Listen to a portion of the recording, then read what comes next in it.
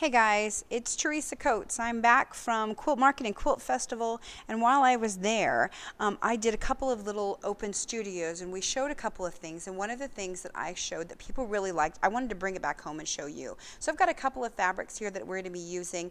This is a new Luxe hide that we've got that's in powder, which I really like, and I used it to bind this little edge right here. Okay, what I want to show you is the secret to making your bindings look good.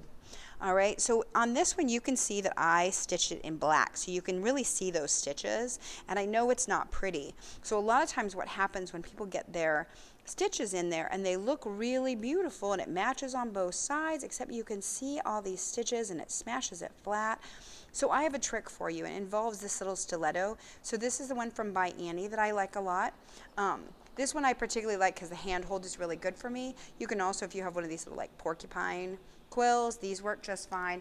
Or sometimes if I'm desperate, I'll just use my little clover pin. All right, but what I really like is this tool. And all you're going to do is you're going to come back in here and you're kind of just going to scrape up these little fibers that are stuck down in the threads. Okay, and it's going to cover up all of those little stitches. So even though this is black thread on blue, I can come back over here and fluff this up and cover up a bunch of those stitches. Okay, so this takes a little bit of time, but it's not terrible, and you can see covers it right up, makes it look beautiful.